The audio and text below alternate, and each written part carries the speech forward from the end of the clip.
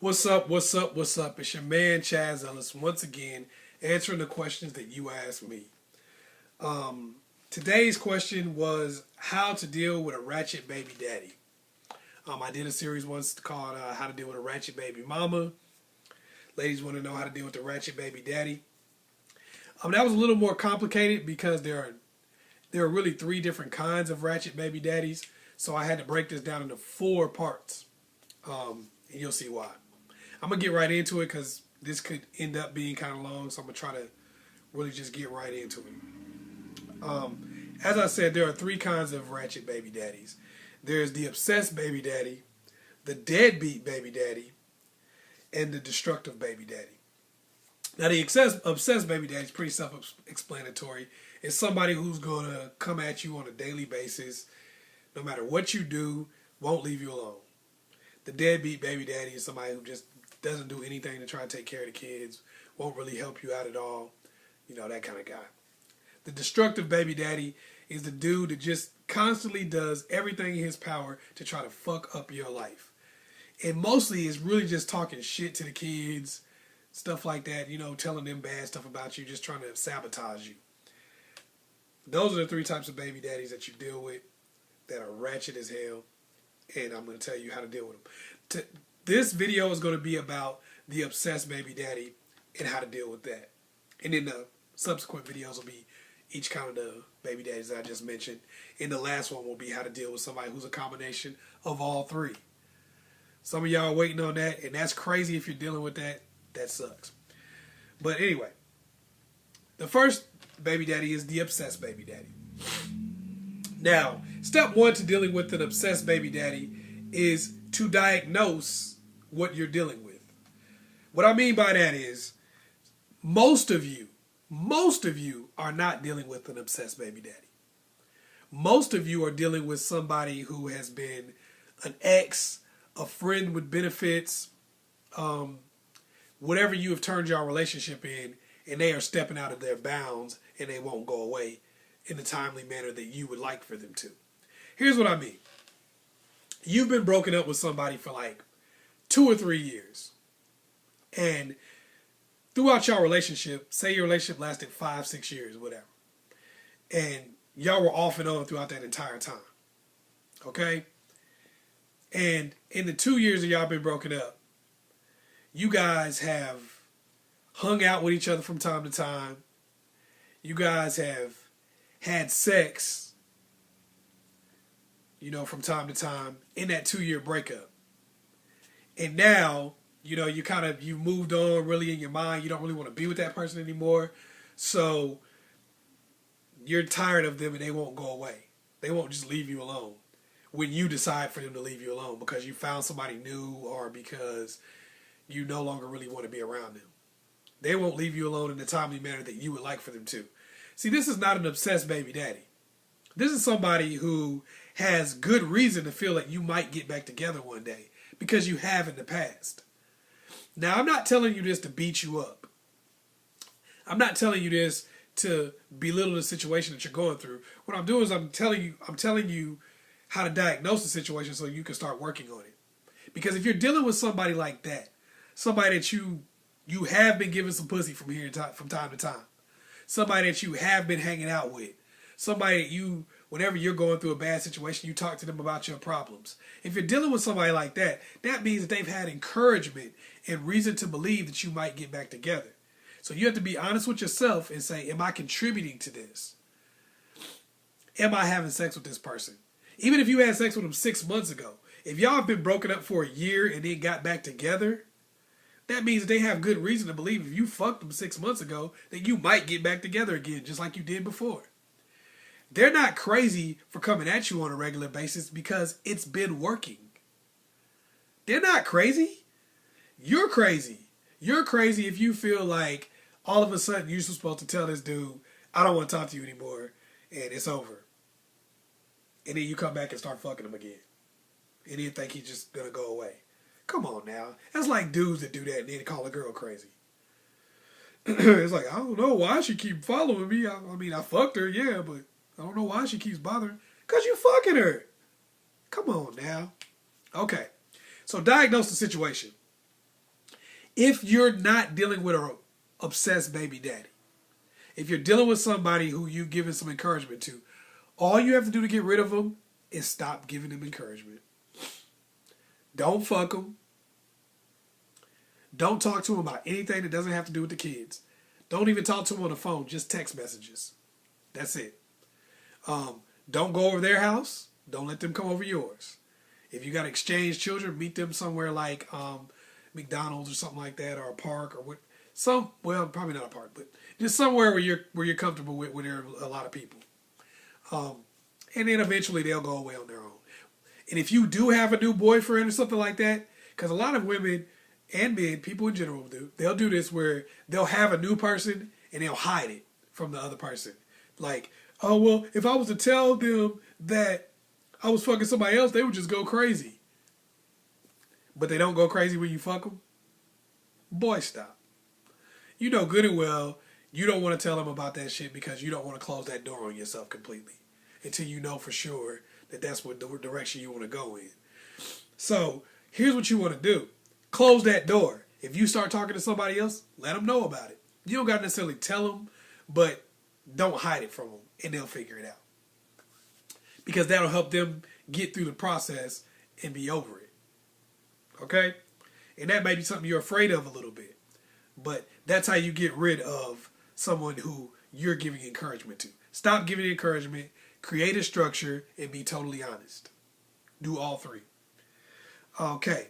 Now, some of you, not a lot of you, but some of you are actually dealing with an obsessed baby daddy. My condolences. Because that sucks. That sucks. The reason why I did the diagnosis first is because the shit that you have to do to get rid of an obsessed baby daddy is tough and radical. And you don't want to do that unless you have to. That's why I did the diagnosis first. Because if you don't have to do this shit, you don't want to. Okay.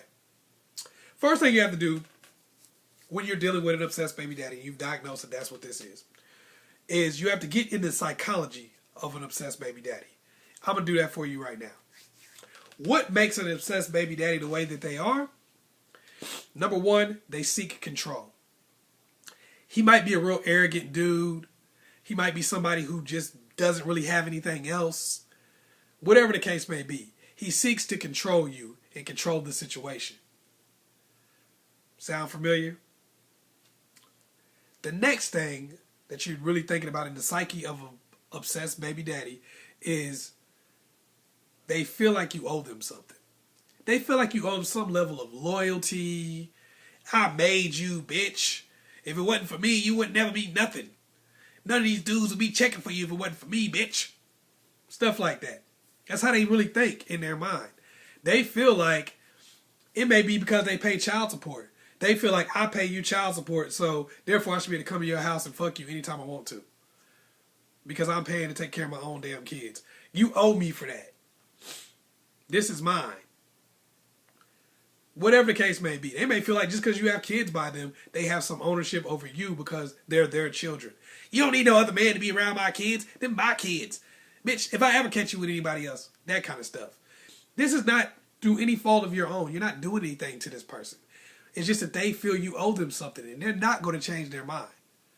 That's why you're dealing with someone who's obsessed. You don't have the ability to change their mind.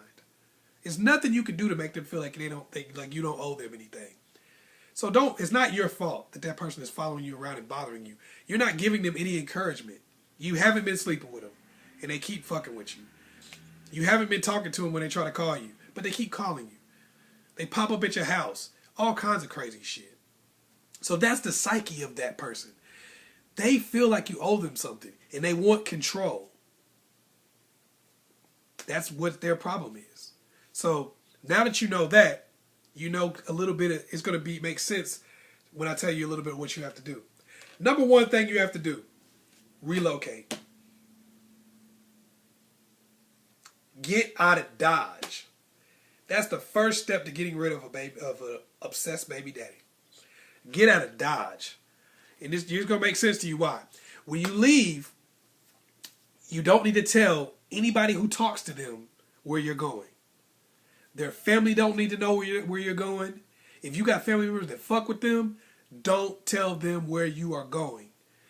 Even with the children, you want to make sure that you don't talk to them about it at the last minute if they're still communicating with the dad.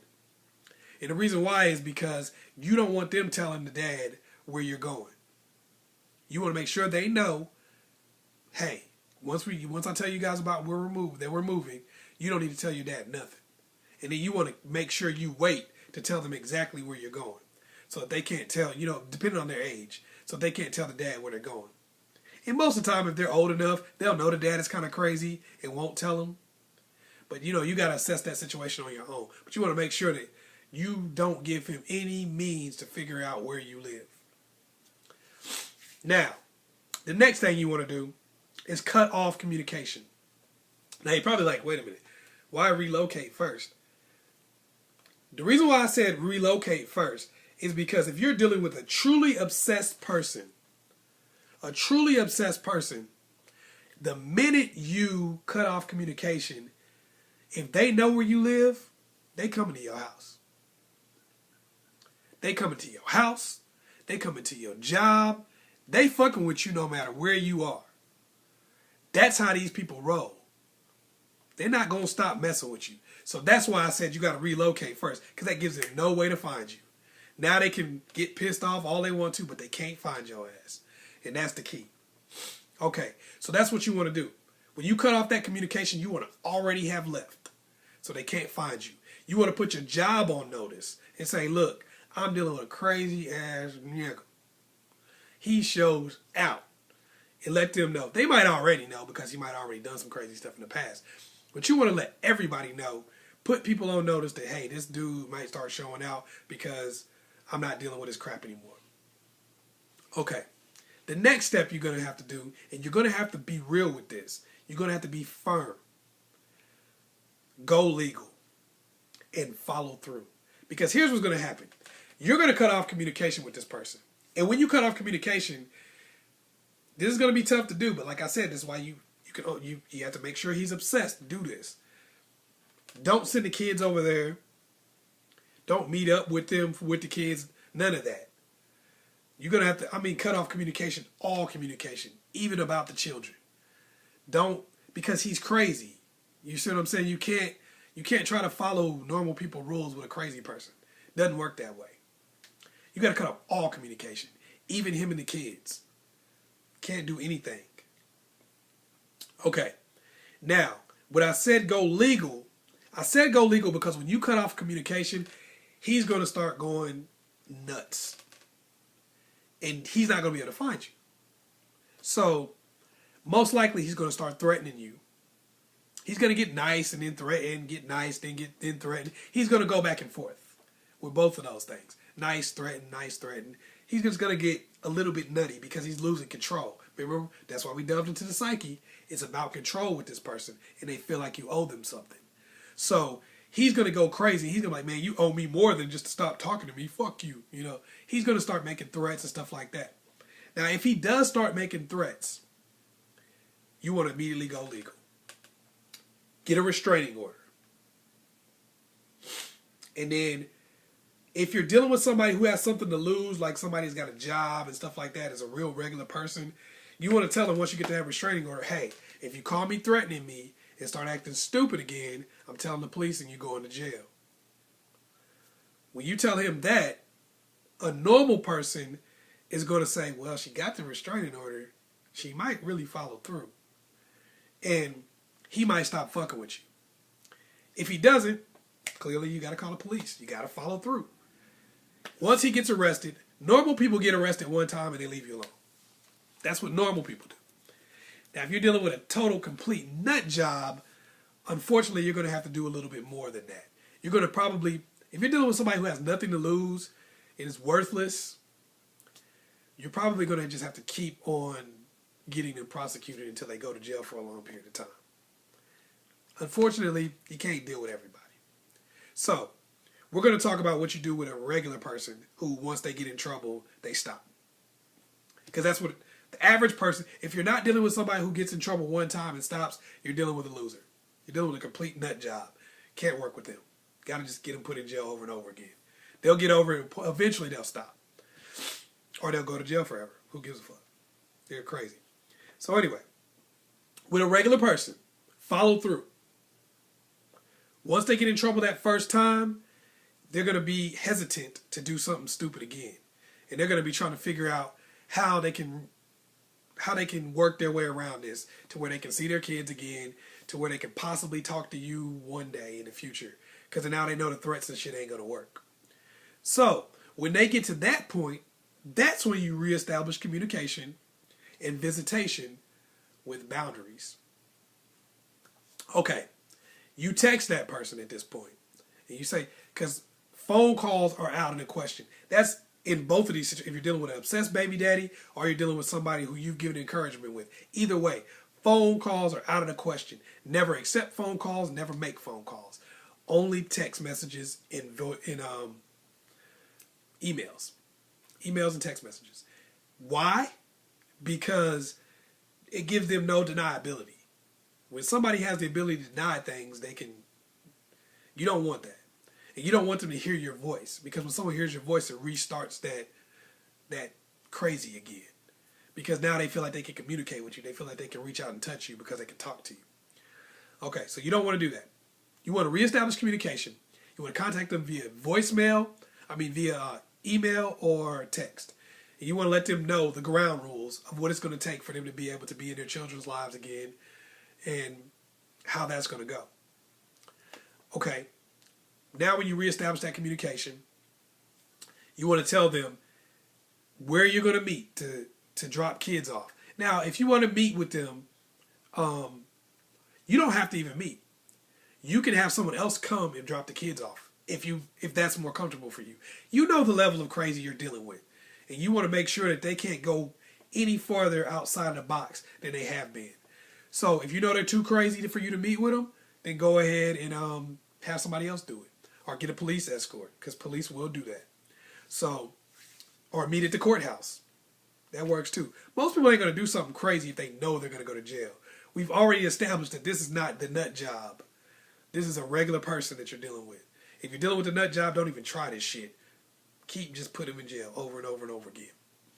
If you're dealing with a regular person, this is how you do it. Meeting places. You meet somewhere, don't have a conversation with them on any level whatsoever. Drop the kid off, leave. If your kids are big enough that they can get outside the car on their own, don't even get out of the car. Keep the door closed. Boom. Kids, hey, there goes your dad. Have them park close. Here goes your dad.